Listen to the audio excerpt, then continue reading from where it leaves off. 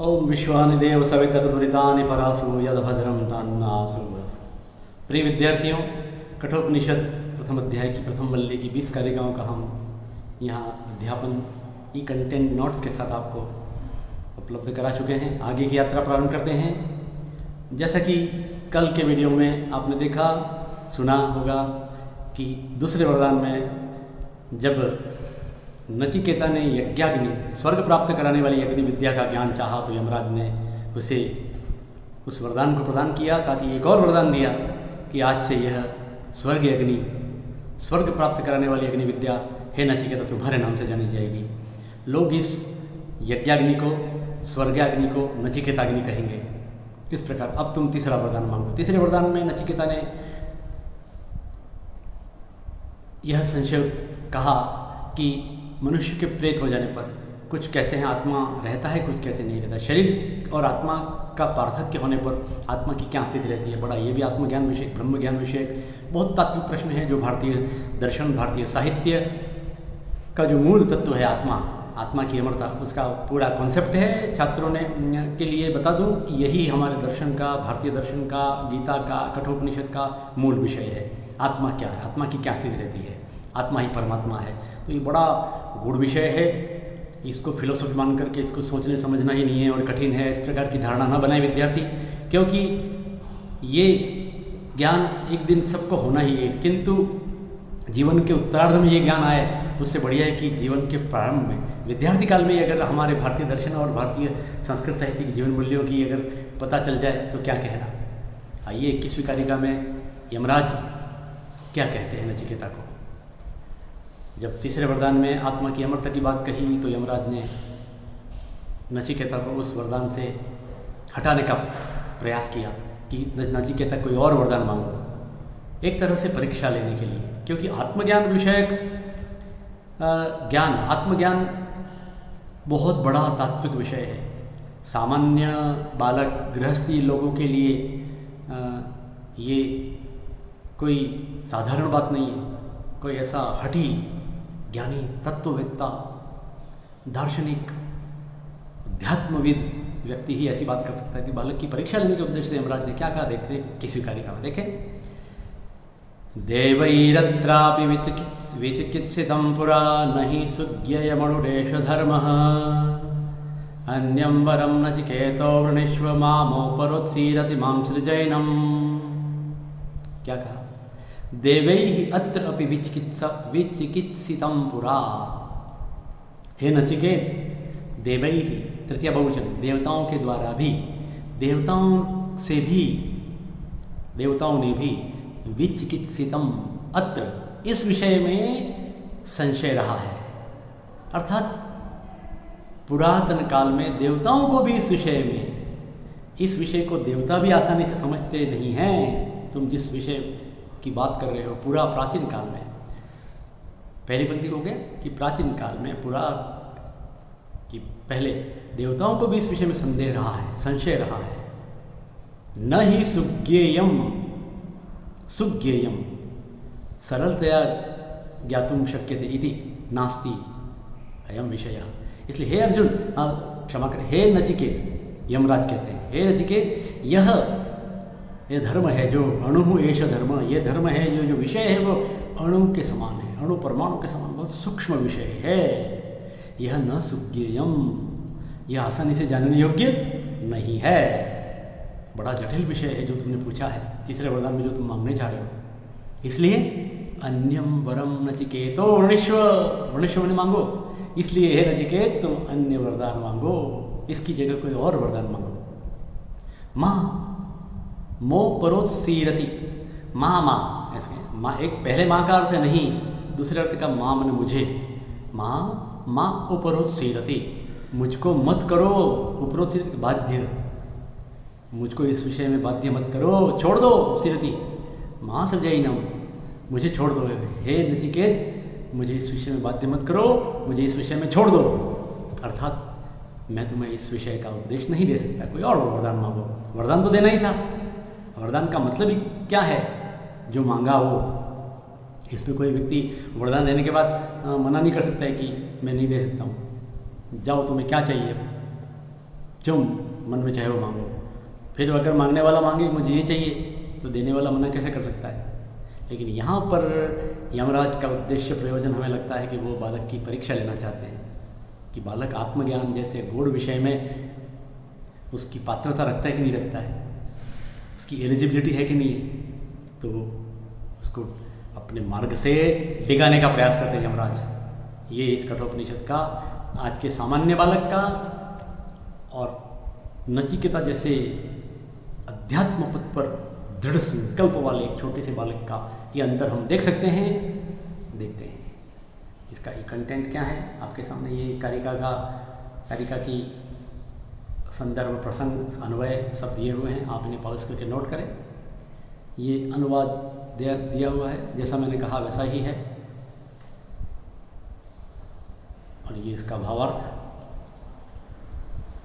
छात्र इसे अच्छी तरह से अपनी डायरी में नोट करें।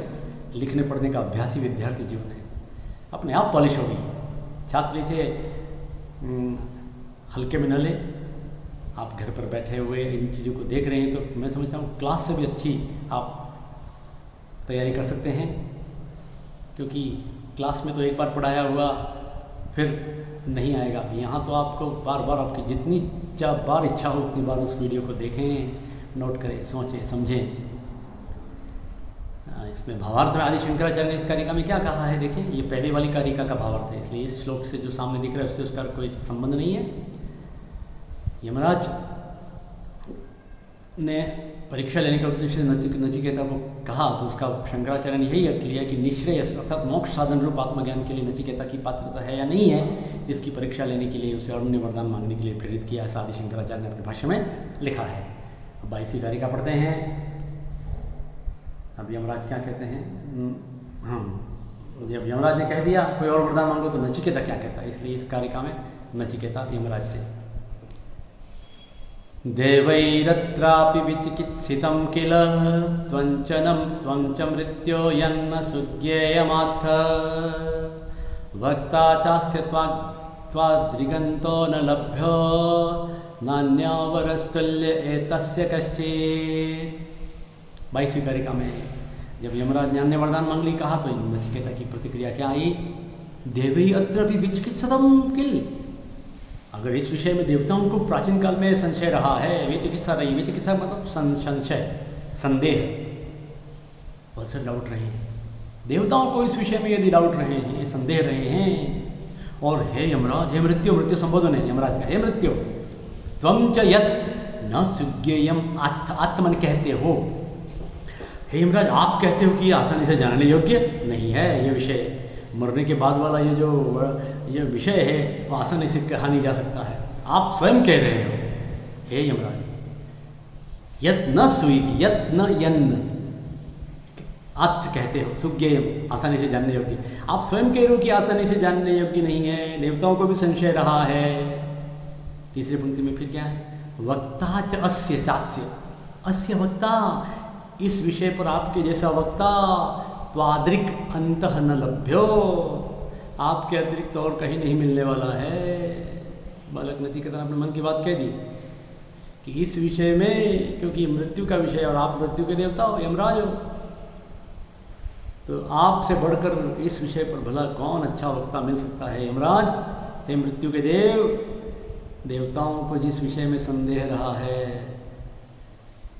जो आसानी से जानने योग्य नहीं है, और आप जैसा वक्ता इस विषय में, इसलिए मैं तो कोई और वरदान तो मांगने वाला नहीं हूँ। न अन्य वर तुल्य है तस्य कश्चित, इस वरदान के समान अन्य कोई वरदान नहीं है। अपनी बात कह दी।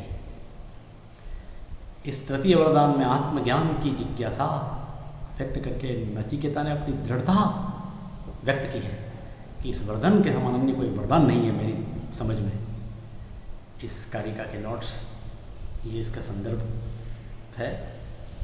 क्या कहता है बालक, इतना देख लें जो अंडरलाइन कर रखा है उसको, कि प्रथम वल्ली में जब यम आत्मज्ञान के लिए नचिकेता की परीक्षा लेते हुए उसे अन्य वरदान मांगने की प्रेरित करते हैं, तो ज्ञान के पशु नचिकेता यम के कथन को ही ध्येय बना करके, इसको कहते हैं काउंटर क्वेश्चन, जो कहा है उसको ही पकड़ लिया।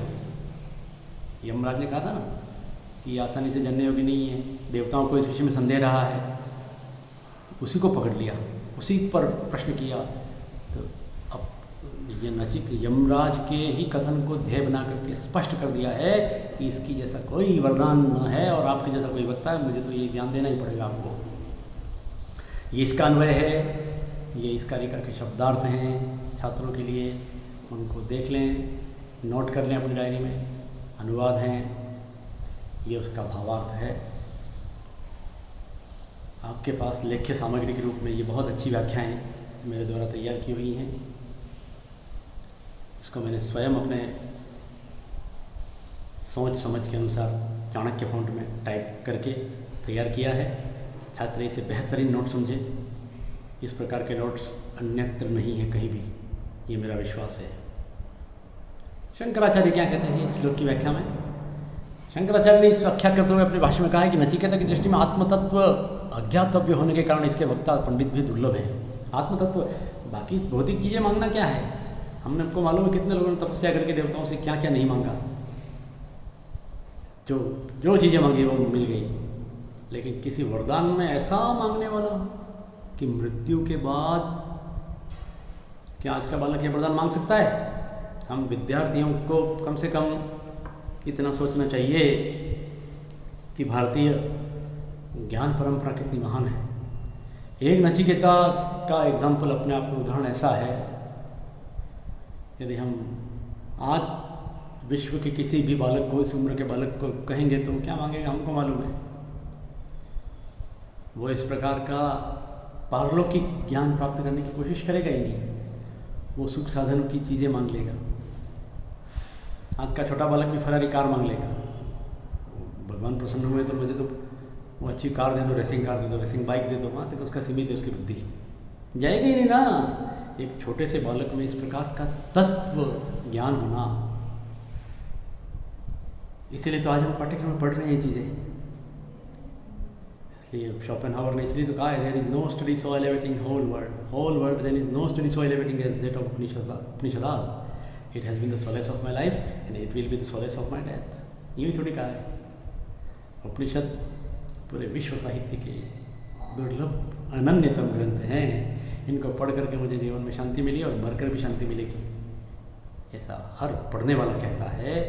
तो इस प्रकार इस अन्य सभी वरदान हैं वो अनित्य हैं, ये नित्य वरदान है। यमराज मुझे तो यही चाहिए, उसने अपनी दृढ़ प्रतिज्ञा व्यक्त कर दी। अब यमराज पुनः उसको लोभ दे रहे हैं, लालच दे रहे हैं उस वरदान से हटाने का। देखिए यमराज के द्वारा क्या कहा जा रहा है, क्या क्या यमराज उसके सामने लंबी लिस्ट दे रहे हैं, ये ले ले वो ले ले।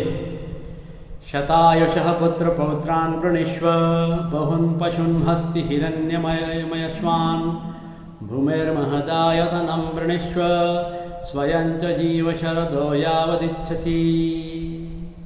वेद मंत्र है, उपनिषद का होता क्या हुआ है, तो वैदिक साहित्य। क्या कहा यमराज ने? हे नचिकेत, शतायुष 100 वर्ष की उम्र वाले, दीर्घायु, शत यहाँ शब्द है, दीर्घायु पुत्र, पौत्रान, पुत्र और पौत्रों को मांग लो। तुम पुत्र मांगो, उनके पुत्र मांगो, पुत्रों के पुत्र, और 100 उम्र, 100 साल से ज़्यादा की उम्र वाले, दीर्घायु, चिरायु पुत्र और पोतों को मांगो। बहुन पशुन हस्त हिरण्यम अश्वान, बहुत सारा प्रभुत मात्रा में पशुधन मांगो, जिसमें हाथी हो, हिरण्य ने सोना हो, घोड़े हों, बहुत सारे। ऐसा प्राचीन काल में जिसके पास ज़्यादा घोड़े होते थे वो शक्तिशाली कहा जाता, हाथी होते थे। जिसके पास ज़्यादा गाय होती थी वो गोधन, गजधन, वाजधन। तो जितना तुम चाहो उतना पशुधन मांगो, हाथी मांगो, सोना मांगो, अश्व मांगो। भूमि है धरती पर, धरती का महद आयतनम वृणीष्व, तुम जितनी एकड़ जमीन चाहते हो उतनी धरती पर मांगो। भूमि पर जितना विस्तार चाहते हो। हे नचिकेत, कितनी जमीन चाहते हो बोलो। और स्वयं स्वयं जियो, जीवन जियो। शरदो यावदिच्छसि, यावदिच्छसि तावत पर्यंतम शरदः जीव, उतने। हम तो क्या मानते हैं, जीव शरदः शतम, 100 साल तक जियो। 100 साल तो बहुत बड़ी उम्र है। तो स्वयं जितना जीना चाहते हो तुम, अपने लिए 1000 वर्ष मांगना चाहो तो मांग लो, जितना जीना चाहते हो पृथ्वी पर। ये यमराज ने नचिकेता को क्या क्या प्रलोभन दे दिए एक वरदान से हटाने के लिए। उस वरदान से उसको हटाना उद्देश्य नहीं है, परीक्षा लेना है कि बालक इन भौतिक चीज़ों की झांसे में आता है कि नहीं आता है। वरदान तो देना ही है, कैसे हट सकते हैं यमराज, नहीं हट सकते ना। तो किंतु परीक्षा है उसके अंदर के कि वो श्रेयस मार्गी है या प्रेयस मार्गी है। प्रेयस मार्गी में ये सब चीज़ें प्रेयस मार्गी हैं, प्रिय लगने वाली हैं। ज़्यादातर धरती के सभी लोग इनके झांसे में आ जाते हैं और इनमें भटकते रहते हैं। ये जो विषय है बड़ा गूढ़ है, अध्यात्म का विषय है, धर्म का विषय है, दर्शन का विषय है। इसलिए यमराज उसे उस मार्ग से हटाने का प्रयास कर रहे हैं, उसको प्रलोभन दे रहे हैं नाना सुख संपत्ति के। ये सब बातें इसमें हैं, आप इसको देखें, नोट करें, देख करके अच्छे नोट से हैं। मौखिक बताया हुआ आपको समझ में आ गया होगा, उसके बाद आप लिखित नोट्स इसको ये देखें। ये अन्वय, शब्दार्थ, अनुवाद और इसका भावार्थ देखें। और विशेष में आदि शंकराचार्य ने इस कारिका में क्या कहा है। आदि जगत गुरु शंकराचार्य उन्होंने भाष्य में कहा कि यम ने नचिकेता की परीक्षा लेने हेतु उसको तीसरे वरदान में सांसारिक सुख सुविधाओं का प्रलोभन दिया था। स्पष्ट लिखा है, वरदान तो देना ही है, मांगा है तो, ठीक है ना। अब हम एक और कारिका पढ़ते हैं आज। एतत्तुल्यं यदि मन्यसे वरं वृणीष्व वित्तं चिरजीविकां च महाभूमौ नचिकेतस्त्वमेधि कामानं त्वाम कामभाजं करोमि। नचिकेता को कहा फिर यमराज ने कि ये चीज़ें मांग लो, इसके अलावा भी, इसके अतिरिक्त एतत् तुल्यम, इनके समान, अभी जो बताए उसके समान, यदि मन्य से, यदि मन्य से तुम मानते हो अन्य वरदान, इस आत्मज्ञान के तुल्य कोई और वरदान महान मांगते हो, यदि मानते हो, समझते हो, वृणीष्व तो मांगो। हे नचिकेत वित्तम वृणीष्व, धन मांगो, कितना चाहते हो। चीर जीविकाम, लंबी जीविका, लंबा रोजगार, बहुत लंबे समय तक जीविका चलती रहे, कोई परिश्रम नहीं करना पड़े। महाभूमौ नचिकेतः त्वमेधि, तुम इस धरती पर जितना विस्तार चाहते हो इस धरती पर, हे नचिकेत तुम, एधि, एधि का मतलब बढ़ो, नचिकेतस त्वमेधि, एधि का मतलब वृद्धि को प्राप्त करो, विस्तार को प्राप्त करो। जैसे आम नागरिक, आम लोग करते हैं ना अपने जीवन में, गिनाते हैं, मैंने ये किया, मैंने वो किया, मैंने ये खरीदा, मैंने ये ज़मीन खरीदी, मैंने इतने प्लॉट खरीदे, मेरे पास इतने खेत हैं। यमराज वैसे ही भाव, सांसारिक जो पृथ्वी पर रहने वाले लोग बातें उनकी होती है, सामान्य ऐषणाएँ, धनेषणा, पुत्रेषणा, वित्तेषणा। तो कह रहे हैं कि जितनी चीर जीविका मांग लो, जितना चाहो उतना धन मांग लो, धरती पर बहुत बड़ा विस्तार मांग लो, मैं तुमको कामानाम काम भाजम करोमी, कामनाओं को, काम, सभी इच्छाओं को, सुखों को, भोगों को इच्छानुसार भोगने वाला बना देता हूँ। बोलो कैसा? इच्छानुसार भोगने वाला का तात्पर्य है कि किस रूप में जैसी इच्छा हो वैसा, जो मन में आया कहा और तुरंत हाजिर हो जाए, उपस्थित हो जाए, सिम फुल जा की तरह।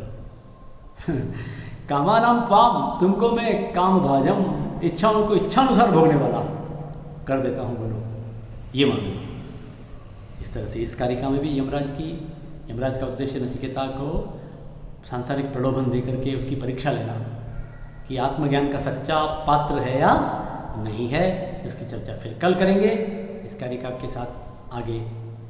ओम विश्वानि देव सवितुर्वरेण्यं परासो यद्भद्रं तन्न आसो।